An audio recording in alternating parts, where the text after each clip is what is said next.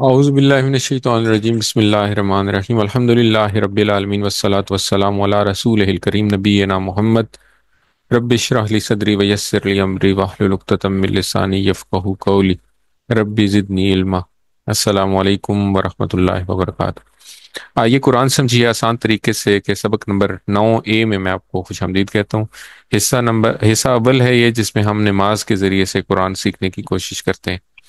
آج کے سبق میں ہم درود کے بارے میں پڑھیں گے، اس کے بعد گرامر میں ہم فعل شروع کریں گے انشاءاللہ، فون اور لگا آخر لی میں میں سن ہمیشہ لیں۔ کی نقطہ تعلیم ہوگا۔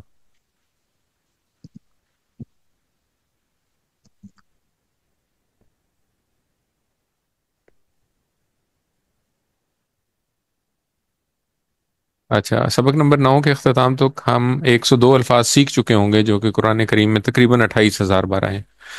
7 ہوم ورک یاد رکھیے، 2 تلاوت کے، 2 پڑھنے کے، ایک سننے کا، ایک سنانے کا، اور ایک نماز میں مختلف صورتوں کی تلاوت کا۔ اور ہوم ورک کے ساتھ ساتھ پھر ورک شیٹ ہے، پاکٹ بک ہے، ووکیبلری کارڈ ہے، تو اس کو بھی ساتھ رکھیں اور ریوائز کرتے رہیں۔ تو درود جو ہے وہ کیا ہے؟ وہ بیسیکلی نبی کریم صلی اللہ علیہ وسلم کے لیے دعا ہے۔ درود نبی کریم صلی اللہ علیہ وسلم کے حق میں دعا کرنے کا نام ہے۔ اور یہ دعا ہم کیوں کرتے ہیں؟ یہ دعا ہم اس لیے کرتے ہیں کیونکہ آج اگر 1400 سال بعد، 1450 سال بعد ہم سارے مسلمان ہیں، تو یہ نبی کریم صلی اللہ علیہ وسلم کی ایفرٹ کی وجہ سے ہے۔ انہوں نے اپنی زندگی میں بے پناہ قربانیاں دی، تو ان قربانیوں کی وجہ سے آج ہم مسلمان ہیں۔ تو مثال کے طور پہ پالا لگا امیجن پالا امیجن کریں کہ اگر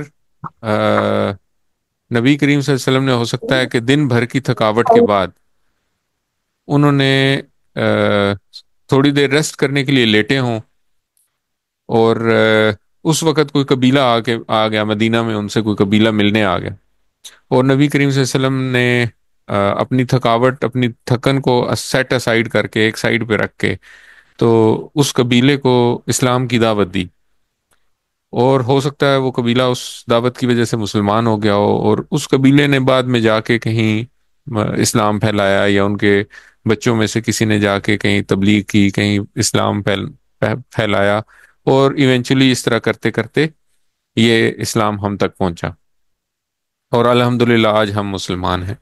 تو اس بات کو محسوس کریں، یہ تو ایک مثال ہے۔ اس کے علاوہ نبی کریم صلی اللہ علیہ وسلم نے کتنی جنگیں لڑیں، کتنی تکالیف برداشت کی،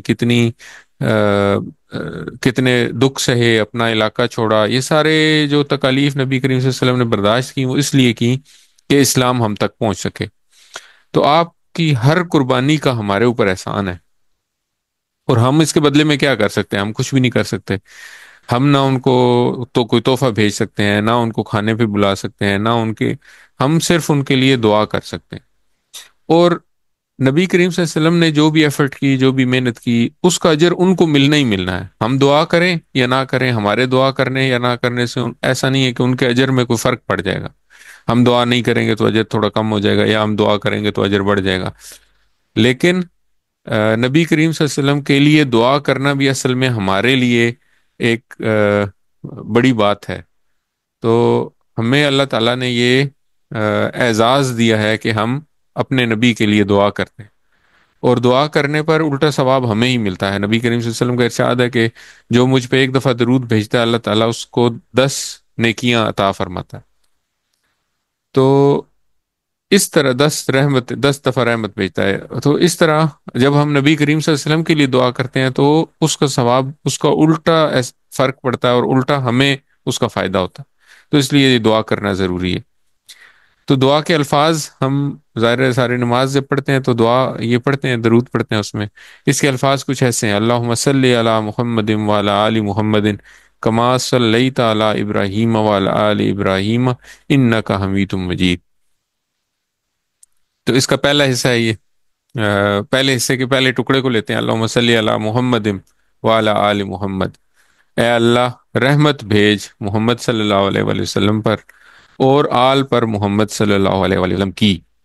الفاظ لیتے ہیں: اللہم، اے اللہ، اس کے بعد ہے صلی، سلی کے بارے میں ہم نے کل بھی تھوڑا سا ڈسکس کیا تھا کہ جب حروف جر تبدیل ہوتا ہے تو اس کا مطلب تبدیل ہو جاتا ہے.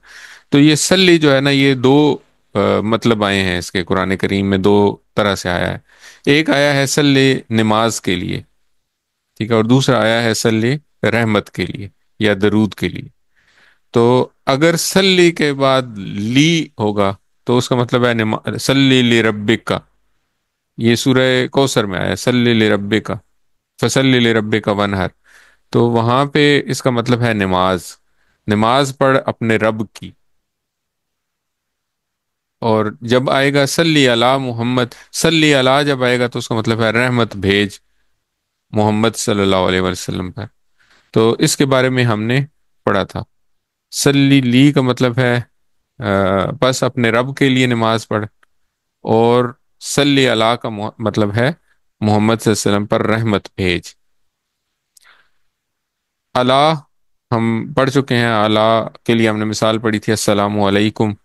تو اللہ کا مطلب ہے پر، محمد اسم ہے، نبی کریم صلی اللہ علیہ وسلم کا نام ہے، تو ہم اس کا ترجمہ کرتے ہیں محمد صلی اللہ علیہ وسلم. و اللہ، اور اللہ پھر آ گیا پر. آلی، آل جو ہے نا، اب اس کا مطلب ہے یہاں پہ ہم اردو میں تو آل ہی مطلب لیتے ہیں، جیسے ہم اردو میں بھی کہتے ہیں آل اولاد. تو آل جو ہے وہ بیسیکلی دو چیزیں ہیں. ایک ہے آل میں دو قسم کے دو گروپ شامل ہیں. ایک آل میں ہے خاندان، اور ایک آل میں ہے اتباع کرنے والے. اسی طرح کا ایک لفظ ہے اہل. اہل اگر استعمال ہو تو پھر صرف ہوگا خاندان والے. تو ہم استعمال کرتے ہیں نبی کریم صلی اللہ علیہ وسلم کی اہل بیت. تو نبی کریم صلی اللہ علیہ وسلم کے خاندان، گھر کے خاندان والے لوگ. تو لیکن جب آل استعمال ہوگا تو اس میں اہل بھی شامل ہیں اور اتباع کرنے والے یعنی کہ امتی بھی شامل ہیں. اور جب ہم یہ مطلب لیں گے، آل کا مطلب ہم اگر اتباع کرنے والے لیں گے، تو ہم بھی اس دعا میں خود اپنے آپ کو بھی شامل کر رہے ہیں. تو آپ امیجن کریں کہ ہم صرف نبی کریم صلی اللہ علیہ وسلم کے لیے دعا نہیں کر رہے، ہم ان کی آل کے لیے بھی دعا کریں، اور ہم خود ان کی آل میں شامل ہیں. تو اب سلی کا مطلب ہے رحمت. اب درود یا رحمت، درود یا رحمت کا مطلب کیا ہے؟ درود یا رحمت کا مطلب یہ ہے کہ اے اللہ، نبی کریم صلی اللہ علیہ وسلم پر اپنی رحمتوں کی بارش فرما، ان پر مہربان ہو جا، ان کا نام بلند کر، ان کے درجات بلند کر. یعنی کہ یہ ساری چیزیں ان کو فراہم کر، یہ ساری چیزیں انہیں دے. آل کے دو معنی ہم نے دیکھ لیے، اور یہ دیکھ لیا کہ ہم نے یہ لفظ استعمال کر کے جب بھی ہم درود پڑھتے ہیں تو ہم خود بھی اس دعا میں شامل ہو جاتے ہیں الحمدللہ. اور یہ ہم یہ کہہ رہے ہیں اپنے رب سے، اپنے اللہ سے یہ کہہ رہے ہیں کہ اے اللہ، تیرے نبی نے ہمارے اوپر بہت احسانات کیے، ہم ان احسانات کا بدلہ نہیں دے سکتے. تو ہم ہیں کیا چیز، ہم حقیر سی چیزیں ہیں، ہم کیا بدلہ دیں گے؟ اے اللہ تو ہی اس کا بدلہ دے ہمیں. تو اس کے بدلے میں کیا کر، ان پر رحمت بھیج، تو ان کے اوپر رحمت بھیج، ان پر مہربان ہو جا، ان کا نام بلند کر، ان کے درجات بلند کر. تو اس تصور اور احساس کے ساتھ کہ ہم اپنے نبی کے لیے اور اپنے آپ کے لیے یہ دعا کر رہے ہیں، اللہم صلی علی محمد وعلی آل محمد. اے اللہ، رحمت بھیج محمد صلی اللہ علیہ وآلہ وسلم پر اور آل محمد صلی اللہ علیہ وآلہ وسلم پر. اچھا، اگلا ٹکڑا ہے جی، کما صلیتا علی ابراہیم و علی آل ابراہیم. کما، جیسے بھیجی رحمت تو نے ابراہیم علیہ السلام پر اور آل پر ابراہیم علیہ السلام کی. کا یا کما یہ حروف ہیں، تو یہ جہاں پہ استعمال ہوں گے ان کا مطلب ہوتا ہے جیسے. صلیتا، ہم نے پڑھا صلی کا مطلب ہے نماز پڑھ، یا صلی کا مطلب ہے، صلی اللہ کا مطلب ہے رحمت بھیج. تو صلیتا کا مطلب ہے تو نے رحمت بھیجی. ٹھیک ہے، اب یہ حرف ہم اس سے ملتے جلتے حروف ہم پہلے بھی پڑھ چکے ہیں. ہم نے پڑھا تھا ان امتا، تو نے انعام کیا. تو آج ہم پڑھ رہے ہیں صلیتا، تو نے رحمت بھیجی. جیسے تو نے رحمت بھیجی علی ابراہیم، علی کا مطلب ہے پر، ابراہیم کا مطلب ابراہیم علیہ السلام. وعلا اور پر، آل اور آل پر، وعلا آلی اور آل پر، آل کا مطلب ہے حضرت ابراہیم کی اولاد پلس ان کی پیروی کرنے والے۔ تو اب یہ ہم کیوں کہہ رہے ہیں کہ جیسے اے اللہ نبی کریم صلی اللہ علیہ وسلم پر اس طرح رحمت بھیج جس طرح تو نے حضرت ابراہیم اور حضرت ابراہیم کی آل پر رحمت بھیجی، اس کا کیا مطلب ہے؟ تو ایک تو یہ مطلب ہے کہ یہ الفاظ ہمیں نبی کریم صلی اللہ علیہ وسلم نے خود سکھائے ہیں، تو اس کا مطلب ہمیں سمجھنے کی کوشش کرنی چاہیے۔ تو مطلب ایک تو یہ ہو سکتا ہے کہ حضرت ابراہیم علیہ السلام کو تین تین ادیان کے لوگ جو ہے نا وہ نبی مانتے ہیں۔ سارے مسلمان ان کو نبی مانتے ہیں، عیسائی ان کو نبی مانتے ہیں، اور یہودی بھی ان کو نبی مانتے ہیں۔ تو ہم یہ بات کہہ کے یہ کہنا چاہ رہے ہیں کہ اے اللہ، جیسے حضرت ابراہیم کو تو نے ایسی امامت دی، ایسا مقام دیا کہ ساری دنیا کے لوگ انہیں نبی مانتے ہیں، تو اے اللہ اسی طرح حضور صلی اللہ علیہ وسلم کو، حضرت محمد صلی اللہ علیہ وسلم کو بھی ایسی قبولیت عطا فرما کہ اس زمین پر رہنے والے تمام لوگ آپ کی نبوت کو مان لیں۔ تو جب تمام لوگ آپ کی نبوت کو مان لیں گے تو وہ کیا ہو جائیں گے؟ وہ سارے مسلمان ہو جائیں گے۔ پھر اسی طرح ہم اس کا مطلب یہ بھی ہو سکتا ہے کہ اللہ آپ نوازنے والے ہیں، جس طرح آپ نے حضرت ابراہیم علیہ السلام کو نوازا ہے تو نبی کریم صلی اللہ علیہ وسلم کو بھی خوب نوازیے، خوب عطا کیجیے۔ کیوں؟ کیونکہ نبی کریم صلی اللہ علیہ وسلم تو سارے انبیاء کے سردار ہیں، جن میں حضرت ابراہیم بھی شامل ہیں۔ اور جب ہم یہ دعا کریں تو اس سے پھر ہمیں یہ بھی سمجھ آنی چاہیے کہ ہم بیسیکلی یہ دعا کر رہے ہیں، ہم یہ اس خواہش کا اظہار کر رہے ہیں کہ اس دنیا کے سارے لوگ نبی کریم صلی اللہ علیہ وسلم کو فالو کرنے والے ہو جائیں۔ اب نبی کریم صلی اللہ علیہ وسلم کو فالو کیسے کریں گے؟ تو ہمیں اس پہ بھی کام بھی کرنے کی ضرورت ہے، صرف دعا مانگنا کافی نہیں ہے۔ تو جب ہم دعا مانگنا ضروری ہے، لیکن جب دعا مانگ چکتے ہیں پھر ہم کیا کرتے ہیں؟ پھر ہم احتساب کرتے ہیں۔ تو ہمیں یہ دیکھنا چاہیے کہ ہمارے ارد گرد بہت سارے ایسے لوگ ہیں جو کہ نبی کریم صلی اللہ علیہ وسلم کو فالو نہیں کرتے ہیں۔ تو ہمیں پھر کیا کرنا ہے؟ ہمیں اس کا پلان بنانا ہے۔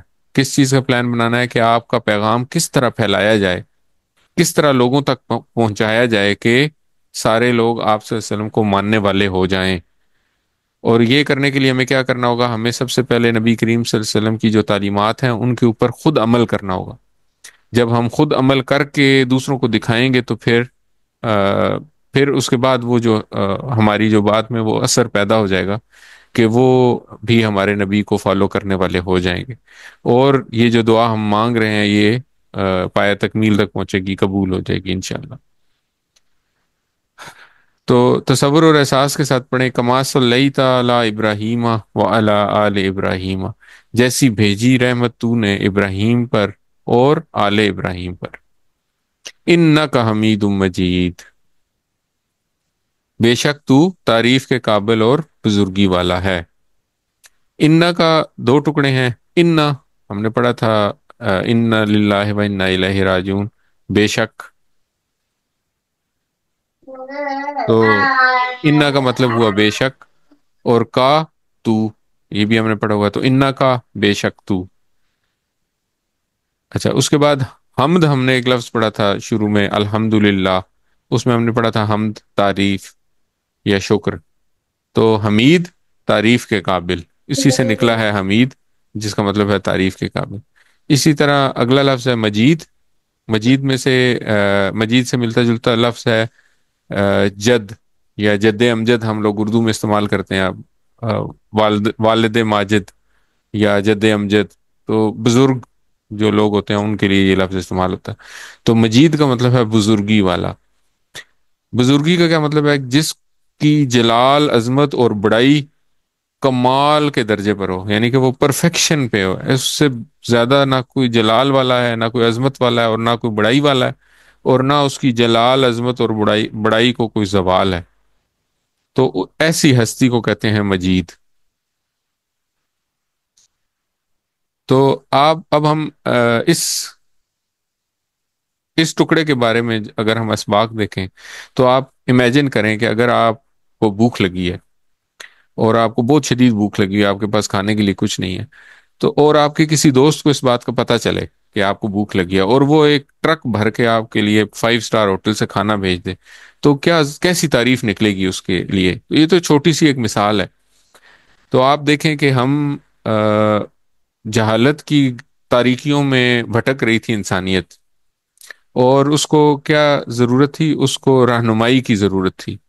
اور اللہ تعالیٰ نے کیا کیا؟ اللہ تعالیٰ نے ایک آ، زبردست قسم کی رہنمائی کا ایک پیکج جو ہے نا، وہ نبی کریم صلی اللہ علیہ وسلم کی صورت میں ہماری طرف بھیج دیا۔ تو جب ہم اس چیز کو ذہن میں لائیں کہ اس وہ جو پیکج تھا، وہ جو رہنمائی کا پیکج تھا، اس پیکج کی وجہ سے آج ہم جو گمراہی یا جہالت کے اندھیروں سے نکل کر ہم ہم جو ہدایت کی طرف جا رہے ہیں یا ہدایت کی طرف چل پڑے ہیں، تو یہ جو ہے نا، یہ چیز جب ہم امیجن کریں تو پھر اللہ تعالیٰ کے لیے ہمارے منہ سے کیسی تعریف نکلے گی؟ تو ہم یقیناً ہم کہہ اٹھیں گے کہ اے اللہ، تیرا بڑا احسان ہے اور تو بڑا قابل تعریف ہے، کیا بات ہے تیری۔ تو یہ چیز ذہن میں رکھتے ہوئے، اور پھر دوسرا مجید کو ذہن میں رکھیں کہ اے اللہ، تو مجید ہے، یعنی کہ تو پرفیکٹ ہے۔ تو چونکہ تو پرفیکٹ ہے، اور نبی کریم صلی اللہ علیہ وسلم نے جو ہمارے اوپر احسانات کیے ہیں، ان کو صرف تو ہی بہترین اجر دے سکتا ہے۔ اس لیے اے اللہ، تو نبی کریم صلی اللہ علیہ وسلم کو اور ان کی آل پر وہ رحمتیں بھیج جس طرح تو نے حضرت ابراہیم اور ان کی آل پر بھیجی۔ تو جب ہم نبی کریم صلی اللہ علیہ وسلم کے لیے یہ دعا کر چکتے ہیں، تو اس کے بعد پھر ہمیں نبی کریم صلی اللہ علیہ وسلم کے رول کی دعا کرنے کے بعد ہمیں اپنا رول جو ہے نا وہ پہچاننا ہے کہ اس دعا میں ہمارا کیا رول ہے۔ ہم نبی کریم صلی اللہ علیہ وسلم کے فالوورز یا امتی کب بن سکیں گے؟ جو ٹرو امتی ہے، جو سچا امتی ہوگا، وہ کیا کرے گا؟ وہ نبی کریم صلی اللہ علیہ وسلم چونکہ قیامت تک کے لیے جتنے بھی انسان آئیں گے ان سب کے لیے نبی بنا کر بھیجے گئے ہیں، تو اب نبی کریم صلی اللہ علیہ وسلم کی وفات کے بعد ان کا یہ کردار ختم تو نہیں ہوا۔ تو جب ان کا یہ کردار ختم نہیں ہوا، تو اب یہ ذمہ داری کس پر ہے؟ یہ ذمہ داری ہم پر ہے۔ اب ہمیں نبی کریم صلی اللہ علیہ وسلم کی سے ساری چیزیں سیکھ کے، ان کی احادیث سے یا ان کی زندگی، ان کی اسوہ حسنہ ہے ان کی زندگی ہمارے لیے اسوہ حسنہ ہے، تو ان کی زندگی سے سیکھ کر یہ سب کچھ اپنے اوپر امپلیمنٹ کرنا ہے، اور پھر دوسروں تک پہنچانا ہے، تاکہ جو نبی کریم صلی اللہ علیہ وسلم کا نبوت والا رول ہے وہ ختم نہ ہو، وہ ہر کسی تک پیغام پہنچ سکے۔ تو اس کے لیے دعا کرنی ہے ہمیں، اے اللہ مدد کر کے میں نبی کریم صلی اللہ علیہ وسلم کا شاگرد بنوں۔ پھر ہمیں احتساب کرنا ہے کہ ہم نبی کریم صلی اللہ علیہ وسلم کا شاگرد بننے کے لیے کتنی محنت کر رہے ہیں، کتنی ایفرٹ کرتے ہیں، پلان کرنا ہے اس کو۔ اگر نہیں کرتے تو ہمیں کوشش کرنی ہے کہ ہم یہ کریں، اور پھر ہم نے تبلیغ کرنی ہے۔ تبلیغ کا مقصد یہ ہونا چاہیے کہ نبی کریم صلی اللہ علیہ وسلم کا پیغام دنیا کے ہر انسان تک پہنچ جائے انشاءاللہ۔ تو اس تصور اور احساس کے ساتھ پڑھیں، انکا حمید مجید، بے شک تو تعریف کے قابل اور بزرگی والا ہے۔ اچھا، اس کے بعد درود ابراہیمی کا دوسرا حصہ آتا ہے۔ دوسرا حصہ یہ ہے، اللہم بارک علی محمد وعلی آل محمد کما بارکت علی ابراہیم وعلی آل ابراہیم انکا حمید مجید۔ اب اس میں دو لفظ صرف چینج ہے پہلے ٹکڑے سے، صلی اللہ کی جگہ بارک ہے، اللہ ہے، اور پھر صلیتا کی جگہ بارکتا ہے۔ تو بارک کا کیا مطلب ہے؟ بارک ہم اردو میں بھی استعمال کرتے ہیں، جیسے عید مبارک، یا جو لوگ مڈل ایسٹ گئے ہوں تو ان کو پتہ ہے کہ وہ عربی جو ہے وہ ہر چیز میں کہتے ہیں بارک، تبارک اللہ، تبارک اللہ، اللہ تعالیٰ برکت دے۔ تو بارک کا مطلب ہے، بارک کا مطلب ہے برکت عطا فرما۔ اب کس پر؟ علی محمد و علی آل محمد، اور نبی کریم صلی اللہ علیہ وسلم کی آل پر۔ تو برکت کیا ہے؟ درود کے پہلے حصے میں ہم نے جو دعا کی نا، وہ رحمت کی دعا تھی۔ اب رحمت میں برکت بھی شامل ہے، لیکن دعا میں یہی ہوتا ہے کہ آپ ایک ہی چیز مانگ رہے ہیں۔ مثال کے طور پہ آپ استغفار کر رہے ہیں، لیکن بار بار الفاظ اور عبارت بدل بدل کر آپ ایک ہی بات کرتے ہیں کہ ہو سکتا ہے اس طرح قبول ہو جائے، ہو سکتا ہے اس طرح قبول ہو جائے۔ دوسرا مطلب یہ ہے کہ برکت کا مطلب ہے کہ کسی نعمت کا ملنا، نعمت یعنی کہ کوئی خوبی، کوئی بھلائی یا کوئی نعمت ملنا۔ اچھا، پھر اس کا قائم رہنا، یعنی کہ اس میں ہمیشگی ہونا. تو سب سے پہلے ملنا، کوئی بھی چیز ملنا، پھر اس کا قائم رہنا، اور پھر اس میں اضافہ ہونا. تو کوئی بھی خوبی، کوئی بھی بھلائی ملنا، پھر اس پہ وہ خوبی جو ہے وہ مسلسل رہنا، قائم رہنا اس خوبی کا، اور پھر اس خوبی میں اضافہ ہونا. مثال کے طور پہ ہم کہتے ہیں کہ کسی کے اعمال میں برکت کی دعا کرتے ہیں، تو اس کا مطلب یہ ہے کہ اعمال کی قبولیت ہونا، پھر اعمال کا بہترین بدلہ ملنا. اب اولاد میں برکت کا مطلب یہ ہے کہ اولاد ملنا، اور پھر اولاد کا کئی نسلوں تک قائم رہنا، اور پھلنا بڑھنا وغیرہ. تو اس طرح ہم نبی کریم صلی اللہ علیہ وسلم کے لیے دعا مانگ رہے ہیں کہ اے اللہ، جو ہم نے پہلے حصے میں دعا مانگی رحمت، وہ نبی کریم صلی اللہ علیہ وسلم کو ملے، اس کے بعد وہ ہمیشہ رہے، اور اس میں مسلسل اضافہ ہوتا رہے.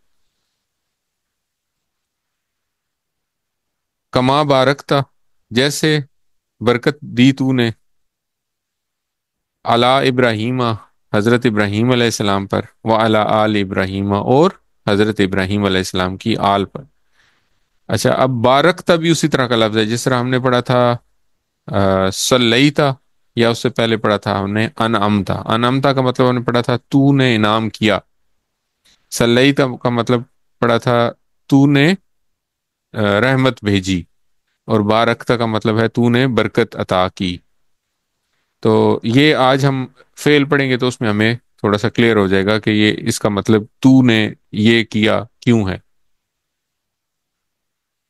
علی ابراہیم وعلی آل ابراہیم انک حمید مجید. تو اس میں بھی وہی بات ہے کہ حضرت ابراہیم کو اللہ تعالیٰ نے ایک ایسی امامت دی کہ اس دنیا میں جتنے ادیان ہیں وہ سارے حضرت ابراہیم کو نبی مانتے ہیں. تو ہم چاہ رہے ہیں کہ ہم یہ دعا مانگ رہے ہیں کہ اے اللہ، حضور صلی اللہ علیہ وسلم کو بھی ایسی قبولیت عطا فرما کہ اس دنیا میں رہنے والے تمام لوگ آپ کی نبوت کو مان لیں، یعنی تمام لوگ مسلمان ہو جائیں. تو اس کے لیے پھر ہمیں ایفرٹ کرنی ہے. انک حمید مجید، بے شک تو تعریف کے قابل اور بزرگی والا ہے. اور اس کو ہم نے تفصیل سے اوپر دیکھ لیا. اچھا، درود کے بعد پھر ہم ایک دعا مانگتے ہیں. وہ دعا کیا ہے؟ رب جعلنی مقیم الصلاۃ ومن ذریاتی ربنا وتقبل دعا ربنا غفر لی ولوالدی وللمؤمنین یوم یقوم الحساب. تو اس کا ترجمہ اگر ہم دیکھیں تو اس کے ترجمے میں تقریباً آدھے سے زیادہ الفاظ جو ہیں وہ ہم پڑھ چکے ہیں. ربی، اے میرے رب، اجعلنی، بنا دے مجھے. تو یہ ہم نے پڑھا تھا وضو کے بعد جو دعا پڑھی تھی اس میں پڑھی تھی اللہم اجعلنی. تو وہاں پہ بھی ہم نے پڑھا تھا اجعلنی، بنا دے مجھے. مقیم الصلاتی، مقیم قائم کرنے والا. تو یہ ہم نے پڑھا تھا کہ اقامت میں ہم نے پڑھا تھا کہ قد قامت الصلاۃ میں ہم نے یہ لفظ پڑھا تھا قامہ، مقیم، تو قائم کرنے والا. صلاۃ نماز، وامن اور سے، ذریتی، ذریتی یہ جو دو لفظ ہیں، ذریت اولاد کو کہتے ہیں، اور تی کا مطلب یا جو اس میں آ رہا ہے وہ میری طرف اشارہ ہے، میری اولاد سے، اور میری اولاد سے. ربنا، اے ہمارے رب، واہ اور تقبل، تو قبول کر، دعا، میری دعا. اب یہ دعا ای ہے، اصل میں ہم اس کو دعا پڑھتے ہیں لیکن یہ دعا ای ہے. یہ جو حمزہ کے نیچے زیر ہے یہ میری کی طرف اشارہ کر دعا ای، لیکن ہم اس کو دعا ہی پڑھتے ہیں کیونکہ یہاں پہ رکتے ہیں. ربنا وتقبل دعا، اور قبول کر میری دعا. ربنا، اے میرے رب، اے ہمارے رب. ربنا، اے ہمارے رب. اغفر لی، اغفر لی، اغفر کا مطلب ہے معاف کر دے، تو بخش دے، لی مجھے، والدیہ اور میرے والدین کو، وللمؤمنین اور مومنین کو. تو مومن کی جمع مومنون اور مومنین، تو مومنین کو. یوم، یوم ہم نے پڑھا تھا دن. یقوم، یہ کاما، مقیم، یقوم، قامت، یہ سارے ایک جیسے الفاظ ہیں. جس دن، جس دن قائم ہوگا. یوم یقوم، وہ دن جس دن قائم ہوگا الحساب، حساب. تو یہ دیکھیں کتنی پیاری دعا ہے. اس دعا میں ہم اپنے لیے بھی سب کچھ مانگ رہے ہیں اور اپنے والدین کے لیے بھی سب کچھ مانگ رہے ہیں, اپنی اولاد کے لیے بھی سب کچھ مانگ رہے ہیں. تو ہم کیا مانگ رہے ہیں؟ ہم اپنے آپ کو نماز قائم کرنے والا مانگ رہے ہیں, دعا مانگ رہے ہیں کہ اے اللہ ہم نماز قائم کرنے والے ہو جائیں, اور ہماری اولاد جو ہے وہ بھی نماز قائم کرنے والی ہو جائے, اور اے اللہ میری دعا قبول کر لے, اور میرے والدین کو بخش دے, اور سارے مومنین کو جن میں بھی شامل ہوں, اور میری اولاد بھی شامل ہے, ان کو بھی بخش دے. کس کب بخش دے؟ اس دن جس دن حساب قائم ہوگا. آمین. تو آج کا سبق ہمارا ختم ہوا. اب ہم ایک بریک لیتے ہیں, پھر پڑھیں گے گرامر. السلام علیکم ورحمۃ اللہ وبرکاتہ. اعوذ باللہ من الشیطان الرجیم. بسم اللہ الرحمن الرحیم. الحمد للہ رب العالمین والصلاة والسلام علی رسولہ الکریم. رب اشرح لی صدری ویسر لی امری واحلل عقدۃ من لسانی یفقہوا قولی. السلام علیکم ورحمۃ اللہ وبرکاتہ. سبق نمبر 9 بھی. آج کا سبق جو ہے وہ بڑا امپورٹنٹ ہے. آج ہم اب فعل شروع کریں گے, اور فعل میں ہم سب سے پہلے لیں گے فعل ماضی. تو گرامر ہم کرتے ہیں ٹی پی آئی کے ساتھ. تو سارے ایک تو اپنا مائک آن کر لیں, انٹریکٹیو سیشن ہوتا ہے آپ کو پتا. تو گرامر ہم کرتے ہیں ٹی پی آئی کے ساتھ. ٹی پی آئی کے ساتھ کمپوننٹس ہیں. ہم ٹی پی آئی کے کمپوننٹس ٹی پی آئی کے ساتھ ہی یاد کرتے ہیں. کیسے یاد کرتے ہیں؟ سنیے, سنیے, دیکھیے, سنیے, دیکھیے, سوچیے, دیکھیے, سوچیے, سوچیے, بولیے, بولیے, بتائیے, بولیے, بتائیے, بتائیے, دل سے کیجیے, دل سے دل سے اور مل کر کیجیے, کیجیے. مل کر کے. مل کر کیجیے. اچھا, ہم نے پڑھا تھا کہ جی عربی میں الفاظ کی 3 قسمیں ہیں. عربی میں جیسے اردو میں اور انگلش میں بہت زیادہ پارٹس آف سپیچ بہت زیادہ ہوتے ہیں, تو عربی میں صرف 3 ہی ہیں الحمدللہ. کیا کیا ہیں؟ اسم, فعل اور حرف. اسم کے بارے میں ہم پڑھ چکے ہیں. اسم کیا ہے؟ کسی کا نام ہے یا کسی کی صفت ہے, اور اس کی نشانیاں یہ ہیں کہ شروع میں ال ہوگا, یا تنوین ہوگی آخر میں, یا اگر جمع ہے تو واو نون یا یا نون ہو سکتا ہے, اور یا الف تے ہو سکتا ہے جمع کی صورت. اچھا, اس کے بعد ہم نے حرف پڑھے تھے. حرف کیا ہیں؟ کہ اسم اور فعل کو ملانے کے لیے کچھ ٹکڑے استعمال ہوتے ہیں, کچھ لفظ استعمال ہوتے ہیں جن کو حرف کہتے ہیں, اور ہم نے کچھ حروف کو ڈیٹیل سے پڑھا. اس کے بعد پھر ہم نے تیسری جو چیز اب ہم نے شروع کرنی ہے وہ ہے فعل. فعل کیا ہے؟ فعل وہ چیز ہے جس کے سے کام کے ہونے یا کرنے کا پتہ چلے. اب جو الفاظ ہم نے پچھلے دنوں میں پڑھے تھے وہ کیا تھے؟ وہ حروف تھے, حروف جار جن کو ہم کہتے ہیں. تو یہ 7 حروف ہم نے پڑھے تھے. ہم نے یہ پڑھا تھا کہ لا,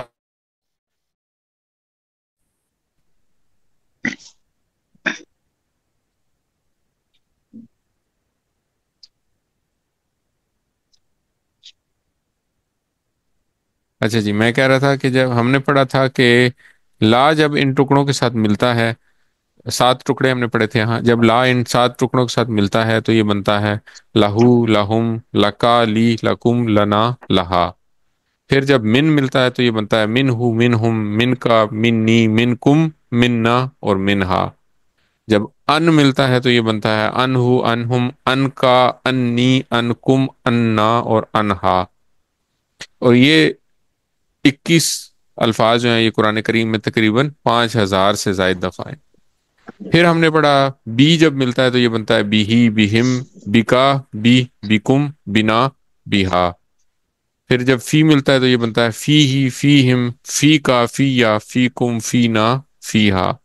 اور الا جب ملتا ہے تو یہ بنتا ہے علیہ, علیہم, علیہ کا, علیہ, علیکم, علینا اور علیہا. تو یہ جو 3 ٹکڑے ہیں یہ 21 الفاظ قرآن کریم میں 3500 سے زائد دفعہ ہیں. پھر ہم نے پڑھا الیہ, الیہم, الیک, الیہ, الیہم, الیکا, الیہ, الیکم, الینا, الیہا. پھر ہم نے پڑھا معاہو, معاہم, معا کا, معی, معاکم, معنا, معاہا. پھر ہم نے پڑھا اندہو, اندہم, اندکا, اندی, اندکم, اندنا, اندہا. اور یہ 21 الفاظ قرآن کریم میں تقریباً 1100 دفعہ ہیں. تو اس طرح یہ ہم نے سیکھا کہ قرآن کریم میں یہ 7 الفاظ تقریباً 10,000 9,000 سے تھوڑا سا زائد 9,000 دفعہ تقریباً آئے. اچھا، آج ہم نے کیا پڑھنا ہے؟ آج ہم نے پڑھنا ہے فعل. فعل کو اردو میں انگلش میں کہتے ہیں ورب. اب عربی میں کچھ خاص باتیں ہیں. عربی میں ایک بات یہ ہے کہ عربی میں تقریباً 99% افعال جو ہیں وہ 3 حروف سے مل کر بنتے ہیں. تو ان 3 حروف کو سے مل کے بننے کی وجہ سے ان کو کہتے ہیں ثلاثی مجرد. یہ ایک ٹیکنیکل ٹرم ہے، یہ آپ کو یاد کرنے کی ضرورت نہیں ہے، بس صرف اتنا یاد رکھیں کہ عربی میں اکثر افعال 3 حروف سے بنتے ہیں. جیسے فا، عین اور لام 3 حروف ملیں گے تو کیا بنے گا؟ فعلا. اسی طرح فا، تا اور ہا 3 حروف ہیں، یہ 3 حروف ملیں گے تو بنے گا فاتحہ. نون، سواد اور را، یہ 3 حروف جب ملیں گے تو بنے گا ناصارہ. دعاد، را، با، یہ 3 حروف جب ملیں گے تو مل کے بنے گا دارابا.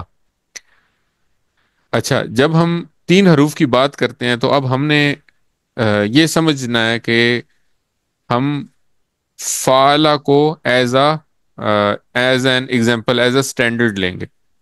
تو جب فعلا کو اسٹینڈرڈ اس لیے لیں گے کیونکہ فعل ہم پڑھ رہے ہیں تو یہ بھی فعل کی طرح ہی ہے، تو اس لیے ہم اس کو اسٹینڈرڈ لیں گے تاکہ ہمیں سمجھنا آسان ہو. اچھا، اب ہم جو پہلا لفظ ہوگا نا، جو بھی پہلا حرف ہوگا، فعل کے 3 حروف ہیں ہم نے پڑھا، تو جو بھی پہلا حرف ہوگا ہم اس کو کہیں گے فا کلمہ. ٹھیک ہے، تو فعلا میں فا کلمہ فا ہی ہے، فاتحہ میں فا کلمہ فا ہی ہے، ناصرہ میں فا کلمہ نون ہے، اور دارابا میں فا کلمہ دعاد ہے. ٹھیک ہے، یہ بات سمجھ آ گئی. دوسرا کلمہ جو ہے اس کو ہم کہیں گے عین کلمہ. ٹھیک ہے، فعلا میں عین کلمہ عین ہی ہے، فاتحہ میں عین کلمہ تا ہے، ناصرہ میں عین کلمہ سواد ہے، اور دارابا میں عین کلمہ را ہے. تیسرا جو کلمہ ہے نا، وہ جو کلمہ ہوگا اس کو ہم کہیں گے لام کلمہ. تو فعلا میں لام کلمہ لام ہی ہے، فاتحہ میں لام کلمہ ہا ہے، ناصرہ میں لام کلمہ را ہے، اور دارابا میں لام کلمہ با ہے. اب یہ والی چیز اگر کسی کو سمجھ نہیں آئی تو مجھے سے دوبارہ پوچھ لیں، میں دوبارہ بتا دوں. بہت سمپل سی چیز ہے کہ 3 حروف ہیں، تو جو بھی پہلا حرف ہوگا اس کو ہم فا کلمہ کہیں گے، جو دوسرا حرف ہوگا اس کو ہم عین کلمہ کہیں گے، اور تیسرا حرف جو ہوگا اس کو ہم لام کلمہ کہیں گے. ٹھیک ہے. اچھا، اگلی جو بات سمجھنے والی ہے وہ یہ ہے کہ عربی میں فعل کی صرف 3 قسمیں. ایک ہے فعل ماضی. فعل ماضی وہ ہے جو کام کمپلیٹ ہو چکا ہے، جو کام سر انجام دیا جا چکا، اس کو کہیں گے فعل ماضی. یعنی کہ اس نے کھایا، اس نے کیا، اس نے مارا، اس نے کھولا. اچھا، دوسرا وہ ہوگا کہ فعل مضارع جس کو کہتے ہیں. فعل مضارع یہ ہے کہ جو کام ابھی تک نہیں ہوا، یا ہو رہا ہے، ابھی حال میں ہو رہا ہے، یا ابھی مستقبل میں ہوگا. تو اس میں حال بھی ہوگا اور اس میں مستقبل بھی ہوگا. تو فعل مضارع کو ہم جب اردو میں ٹرانسلیٹ کریں گے تو ہم دونوں طرح سے کر سکتے ہیں. اس کو حال میں بھی ٹرانسلیٹ کر سکتے ہیں اور اس کو مستقبل میں بھی ٹرانسلیٹ کر سکتے ہیں. اور تیسرا ہے فعل امر. فعل امر کا مطلب ہے حکم دینا کسی کو، یا کسی سے ریکویسٹ کرنا. تو یہ 3 اقسام ہیں فعل کی. تو آج ہم شروع کریں گے فعل ماضی. فعل ماضی میں سب سے پہلا جو ہم لیں گے فعل، آج ہم نے 3 افعال پڑھنے ہیں. تو سب سے پہلے جو فعل ہم لیں گے وہ ہے فعلا. فعلا کا مطلب ہے اس نے کیا، یعنی کہ اس نے، یہ اردو کا لفظ ہے فعل، فعل میں سے نکلا ہے. فعل کا مطلب ہوتا ہے اس نے کیا. اب آپ یہ دیکھیں گے کہ ٹی پی آئی کا کیا فائدہ ہے. ابھی تک ہم نے ٹی پی آئی استعمال کیا، اپنے ٹی پی آئی کا فائدہ دیکھا. افعال جب ہم پڑھتے ہیں تو ایک اشارے سے آپ 5 چیزیں بتاتے ہیں. تو اشارے ہم اسی طرح کریں گے جس طرح ہم نے ہوا، ہم، انتا، انا، انتم، نحنو کے اشارے کیے تھے. اسی طرح ہم اشارے کریں گے، ہم کہیں گے فعلا، فعلو، فعلتا، فعلتو، فعلتم، فعلنا. ایک اشارے سے ہم 5 چیزیں بتائیں گے. ایک تو ہم یہ بتائیں گے کہ کام جو ہے وہ ماضی میں ہوا. تو یہ ابھی ہم جس طرح ہم نے ہم افعال کے لیے اشارے کرتے تھے نا، اسی طرح ہم ماضی کے لیے اشارے کریں، یا جس طرح ہم حروف کے لیے اشارے کرتے تھے یا اسم کے لیے اشارے کرتے تھے، اسی طرح ہم ماضی کے لیے فعل ماضی کے لیے بھی اشارے سیم کریں گے۔ تو جب ہم کسی فعل کے لیے اشارہ کریں گے اور وہ حروف جیسا اشارہ یا اسم جیسا اشارہ ہوگا، تو اس کا مطلب ہوگا کہ یہ فعل ماضی کی بات ہو رہی ہے، ماضی میں یہ کام ہو چکا۔ دوسرا ہم انگلی سے بتائیں گے کہ ایک انگلی ہوگی تو یہ بتائے گی کہ واحد ہے، اور اگر ایک سے زیادہ انگلیاں ہوگی تو یہ بتائیں گی کہ یہ جمع ہے۔ اچھا، تیسرا کام کیا ہوتا ہے جی؟ تیسرا یہ ہوتا ہے کہ جب ہم دائیں ہاتھ سے اشارہ کریں گے تو اس کا مطلب ہے یہ مذکر ہے، اور جب ہم بائیں ہاتھ سے اشارہ کریں گے تو یہ مؤنث ہے۔ تو یہ تین باتیں ہوگی۔ تو فعلا کیا بتاتا ہے؟ فعلا بتاتا ہے کہ اس نے کیا، ٹھیک ہے، اس میں زمانہ ہے، ماضی کا زمانہ ہے، کام جو ہو رہا ہے وہ بتایا جا رہا ہے اشارے سے، اور مذکر مؤنث بتایا جا رہا ہے، ماضی آپ کا زمانہ بتایا جا رہا ہے، اس میں واحد جمع بتائی جا رہی ہے، اور کام ہونے کا بتایا جا رہا ہے کہ کیا کام ہوا۔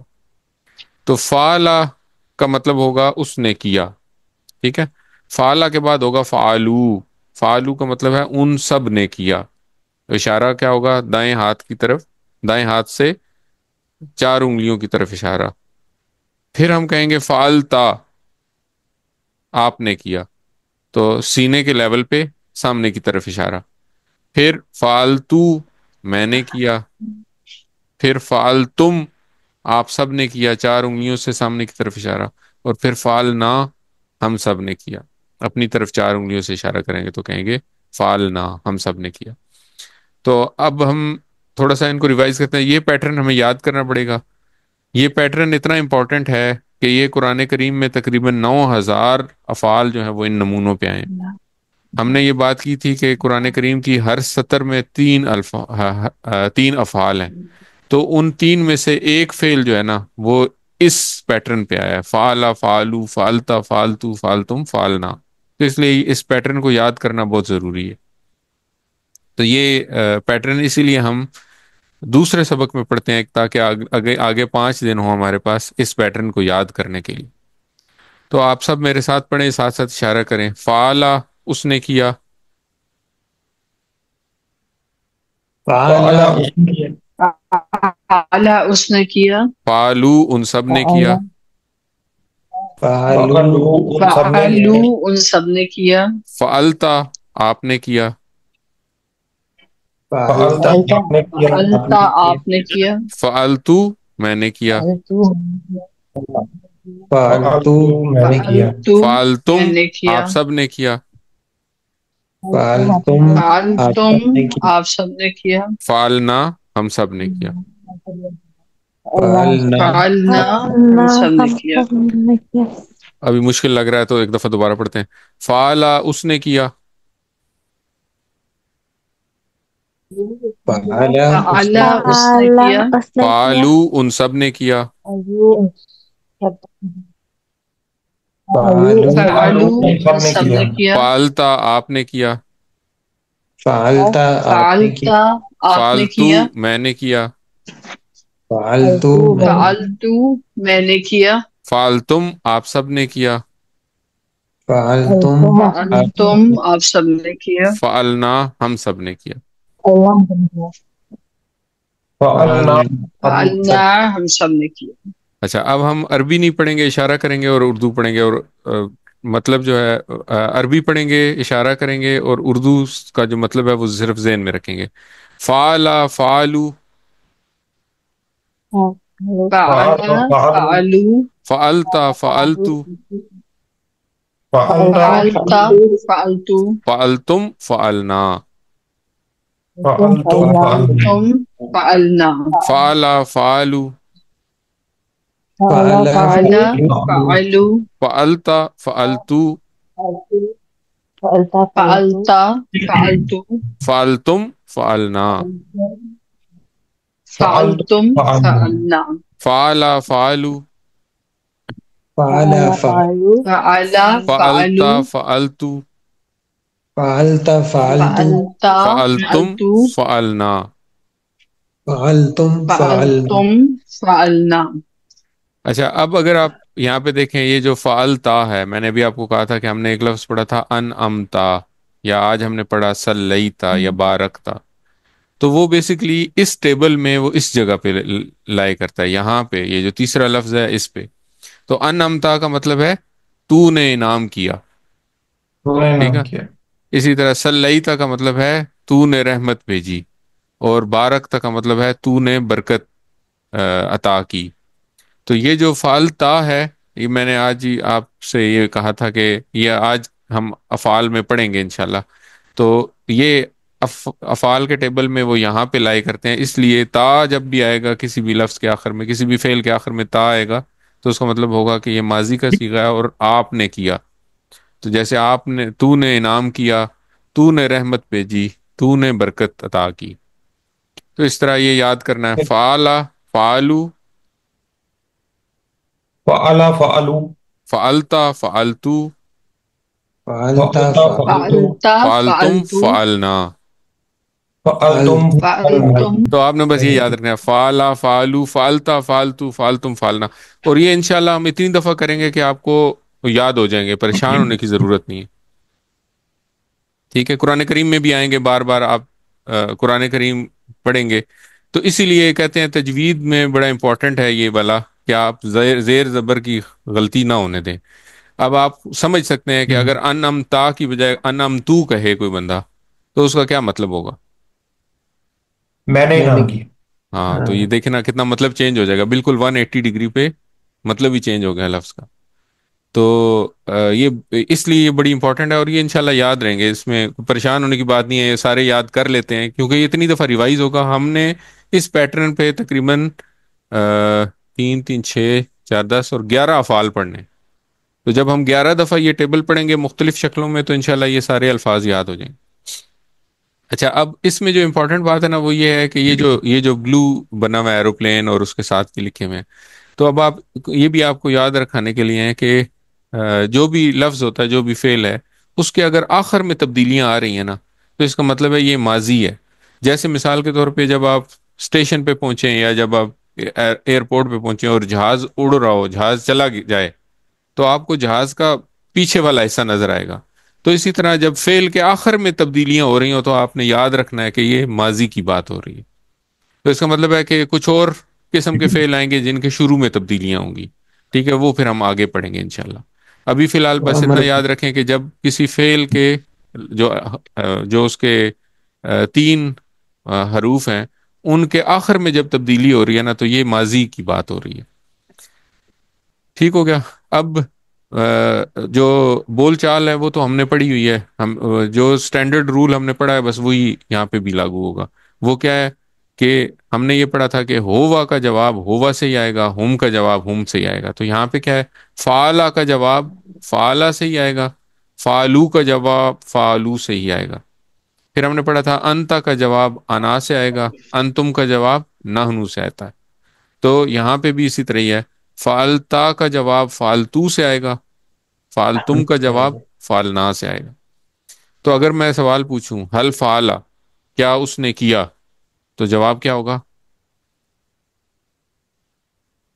نعم نعم فعل. فعل. ہاں، سامنے لکھا ہوا ہے، دیکھ کے پڑھیں. نام فعلا، جی ہاں اس نے کیا. پھر اگر سوال پوچھا جائے حل فعلو، کیا ان سب نے کیا، تو جواب ہوگا نعم نعم فعلوا. فعلوا. نام فعلو، جی ہاں ان سب نے کیا. پھر سوال پوچھا جائے حل فعلتا، کیا آپ نے کیا، تو جواب ہوگا نعم فعلت. نام نعم فعلتو، فعلت. جی ہاں میں نے کیا. پھر سوال ہو حل فعلتم، کیا آپ سب نے کیا، تو جواب ہوگا نام فعلنا، نعم جی ہاں ہم فعلنا. سب نعم نے کیا. فعلنا. تو یہ آسان ہے. بول چال میں ایک رول ہے جو کہ آپ نے سمجھ لیا، تو یہ ہر جگہ یہی استعمال ہوگا. صرف آپ کو پتہ ہونا چاہیے کہ میرے لیے کیا لفظ ہے، یا فعلا ہے تو وہ غائب کی بات ہو رہی ہے، تو غائب کا جواب غائب سے ہی آئے گا. حاضر کی جواب ہوگی تو جواب متکلم سے آئے گا. تو وہ آپ نے بس صرف یہ چینج کر لینا. اچھا، اب ہم جو افعال کے سیٹ پڑھیں گے، ہم افعال کے 4 سیٹ پڑھیں گے. پہلا سیٹ جو ہے اس کا پہلا فعل تو ہم نے پڑھ لیا، فعلا. پہلے سیٹ میں جو باقی 2 افعال ہیں وہ ہیں فاتحہ اور جعلا، فاتحہ کا مطلب ہے اس نے کھولا، اور جعلا کا مطلب ہے اس نے بنایا۔ تو اب جو ہم نے بات کی تھی سانچے والی، کہ ہم نے فعلا جو ہے اس کو ایز اے پیٹرن یا اس کو ایز اے سانچا لینا ہے، تو اگلا جو فعل ہم نے پڑھنا ہے وہ ہے جعلا۔ اب اس میں اگر آپ دیکھیں تو اس میں فا کلمہ کی جگہ جیم ہے، فا کلمہ اس کا جیم ہے، پھر عین کلمہ عین ہی ہے، اور لام کلمہ لام ہی ہے، اور جعلا کا مطلب ہے اس نے بنایا۔ تو ہم نے یہ پڑھا تھا، آج ہی پڑھا ہے ہم نے، آج دوبارہ پڑھا ہے، رب جعلنی، اے اللہ تو بنا دے ہمیں۔ تو اجعلنی جو ہے وہ یہ جعلا سے آیا ہے، لیکن یہ جعلا کا کوئی اور شکل ہے، وہ ہم آگے جا کے پڑھیں گے کہ یہ اجعل کہاں سے آیا ہے۔ لیکن فی الحال بس اتنا یاد رکھیں کہ جعلا کا مطلب ہے اس نے بنایا۔ تو اس کو، اس کی مثال یہ بھی ہے کہ جیسے ہم کہتے ہیں جعلی نوٹ، یعنی کہ کوئی بندہ اگر نوٹ بناتا ہے تو اس کو کہتے ہیں جعلی نوٹ، یا اگر کوئی بندہ کسی کے ساتھ کوئی دھوکا کرتا ہے یا کچھ کرتا ہے تو ہم اسے کہتے ہیں جعل سازی۔ تو یہ تو نیگیٹو میننگز ہیں اردو میں، لیکن عربی میں اس کا نیگیٹو میننگ نہیں ہے۔ اللہ تعالیٰ نے دنیا بنائی ہے تو اس میں جگہ جگہ قرآن کریم میں جعلہ کا لفظ استعمال ہوا ہے، اور بہت دفعہ استعمال ہوا۔ تو سانچے میں صرف ایک حرف کی تبدیلی ہوگی، فا کلمہ میں جیم ہوگا، باقی سب کچھ اسی طرح ہی ہے جس طرح ہم نے فعلا پڑھا۔ تو اگر ہم جعلا کا ٹیبل بنائیں گے تو فعلا کا ٹیبل ہم نے یہ پڑھا، فعلا، فعلو، فعلتا، فعلتو، فعلتم، فعلنا۔ تو جب یہاں پہ جیم لگ جائے گا تو تھوڑی سی تبدیلی کے ساتھ یہ کیا ہو جائے گا، یہ ہو جائے گا جعلا، جعل جعلو، جعلتا، جعل جعلتو، تم جعلتم، جعل جعلنا۔ الحمدللہ، آسان ہے۔ آسان ہے۔ جی تو اب ہم اس کی پریکٹس کرتے ہیں تھوڑی سی۔ تو سب سے پہلے ہم یہ الفاظ پڑھیں گے عربی کے ساتھ، اور اشارے ساتھ ساتھ کرتے ہیں۔ جعلا، اس نے بنایا، جعل اس نے جعلا اس نے بنایا، جعلو، ان سب نے بنایا، جعلو ان سب نے بنایا، جعلو ان سب نے، جعلتا، آپ نے بنایا، جعلتا آپ نے بنایا، جعلتو، میں نے بنایا، جعلتو میں نے بنایا، جعلتو میں نے بنایا، جعلتم، آپ سب نے بنایا، جعلتم آپ سب نے بنایا، جعلتم آپ سب نے بنایا، جعلنا، ہم سب نے بنایا، جعلنا جعلنا ہم سب نے بنایا، جعلا، اس نے بنایا، جعل اس نے جعلا اس نے بنایا، جعلو، ان سب نے بنایا، جعلو ان سب نے جعلو ان بنایا، سب نے بنایا، جعلتا، آپ نے بنایا، جعلتا آپ نے بنایا، جعلتا آپ نے بنایا، جعلتو، میں نے بنایا، جعلتو میں میں نے بنایا، جعلتو میں نے بنایا، جعلتم، آپ سب نے بنایا، جعلتم آپ سب نے بنایا، جعلتم آپ سب نے بنایا، جعلنا، ہم سب نے بنایا۔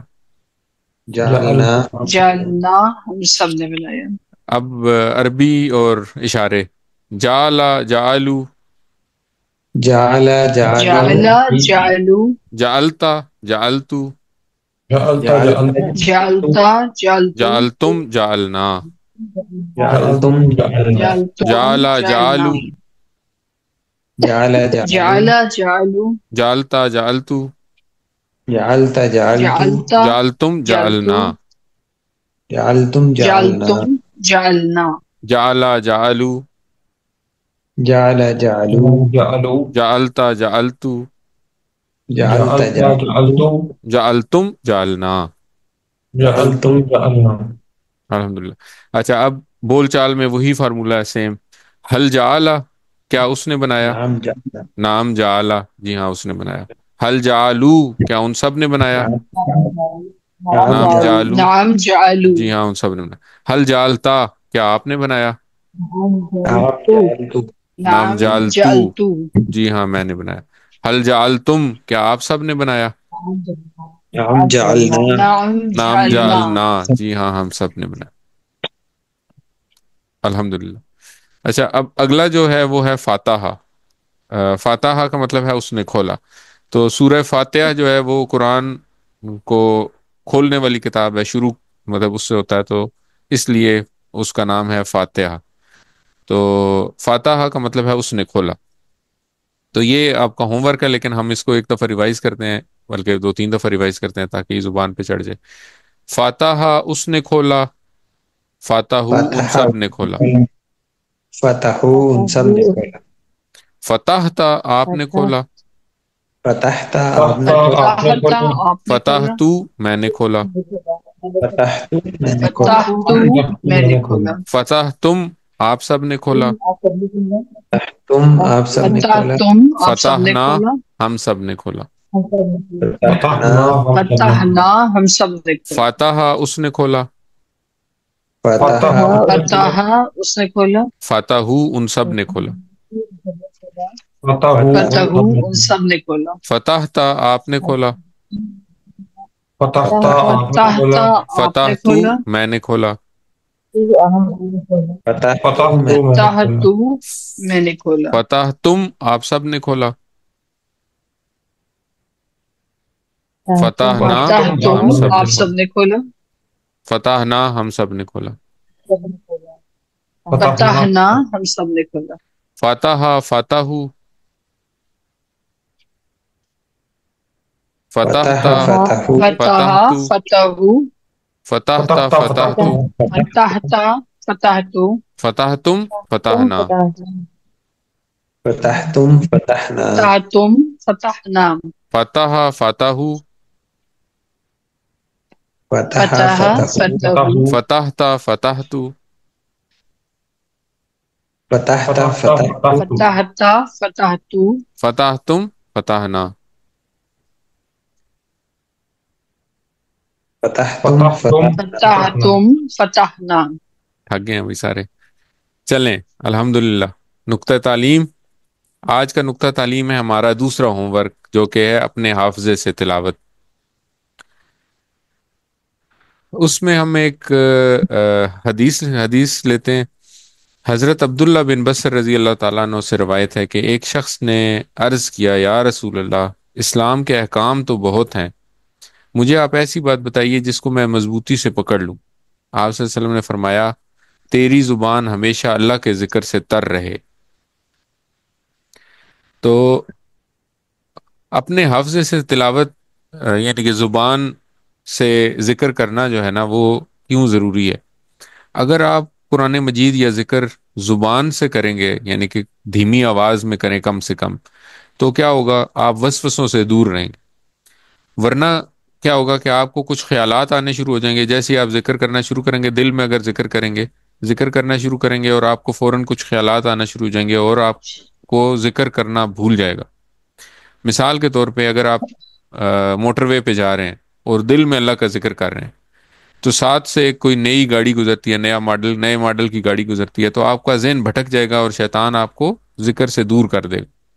لیکن اگر آپ آواز سے تلاوت کر رہے ہیں، مثال کے طور پہ آپ سورہ فاتحہ پڑھیں، آپ پڑھیں الحمدللہ رب العالمین الرحمن الرحیم، تو اور ساتھ سے گاڑی گزرتی ہے، تو ہو سکتا ہے آپ کا دماغ تھوڑی دیر کے لیے ادھر چلا جائے، لیکن چونکہ زبان آپ کی تلاوت کر رہی ہے، تو وہ جو زبان ہے وہ آپ کو واپس، آپ کا جو ذہن ہے اس کو واپس تلاوت کی طرف لے آئے گی انشاءاللہ.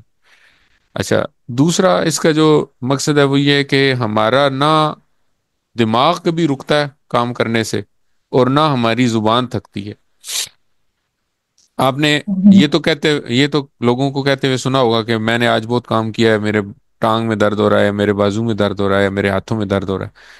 لیکن کبھی آپ نے کسی کو یہ کہتے ہوئے سنا ہے کہ میں نے آج بہت باتیں کی ہیں، میری زبان میں درد ہو رہا ہے؟ نہیں. تو زبان نہیں تھکتی.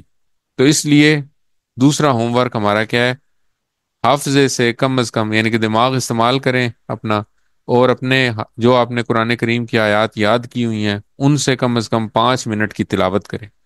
چلتے پھرتے ہوئے، کاموں کے دوران، چاہے گھر کے کام کر رہے ہیں چاہے اپنے آفس کے کام کریں، ان کے دوران اپنے حافظے سے کم از کم 5 منٹ کی تلاوت کریں. اس سے کیا ہوگا؟ اس سے آپ کو عادت پڑے گی اللہ کا ذکر کرنے کی. الحمدللہ سبق نمبر 9 ختم ہوا. آج کے اختتام پر ہم نے 102 الفاظ سیکھ لیے ہیں، تو 100 سے اوپر ہم چلے گئے ہیں الحمدللہ.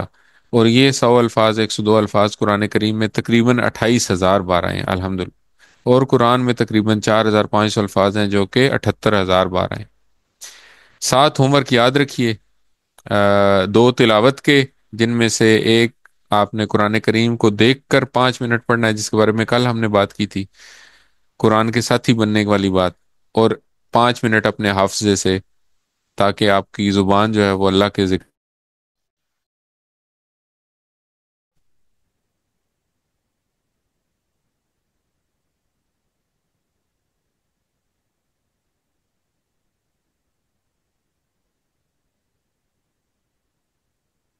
اچھا، دو پڑھنے کے، ایک کتاب سے اور ایک پاکٹ بک سے، دو لکھنے کے جن میں سے ایک آپ نے کوئز اٹمپٹ کرنا اپنا ویکلی، اور ایک آپ نے ٹیکسٹ بک جو آپ کو ملی ہوئی ہے اس کے اوپر ان اسباق کا کام کرنا ہے۔ اس کے بعد آپ نے ایک جو ہے وہ اس کورس کے لفظی ترجمہ یا قواعد کو سننے کا یا ویڈیو دیکھنے کا، اپنے ساتھیوں سے کورس کی باتیں کریں، اور نماز میں مختلف صورتوں کی تلاوت کریں، اور یہ جتنے بھی آپ قرآن سے ریلیٹڈ کام کریں اس میں اپنی جو جہاں تک ابھی ہم نے پڑھ لیا ہے اس کو کوشش کریں کہ اس کو دیکھیں کہ کہاں کیا واقعی ہم اپنے ٹارگٹ سے اچیو کر رہے ہیں یا نہیں کر رہے، قرآن میں کچھ الفاظ آپ کو فیملیئر محسوس ہونے شروع ہوئے کہ نہیں ہوئے۔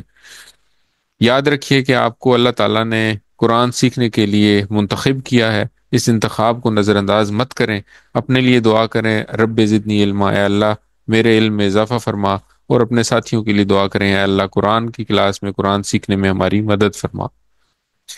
پاکٹ بک پہ ہم لوگ بہت ایمفیسائز کرتے ہیں، آج سبق نمبر 9 تک ہم نے پڑھ لیا، تو کوشش کریں کہ دن میں ایک دفعہ، یا بہتر تو یہ ہے کہ ہر نماز کے بعد، ورنہ کم از کم دن میں ایک دفعہ سبق نمبر 1 سے لے کے سبق نمبر 9 تک جو الفاظ ہم نے پڑھے ہیں ان کے ترجمے کے ساتھ وہ الفاظ لکھے ہوئے ہیں وہ الفاظ اسی طرح دہرائیں، تاکہ آپ کی ووکیبلری اپڈیٹ ہوتی رہے، اور ٹیچر بنیے۔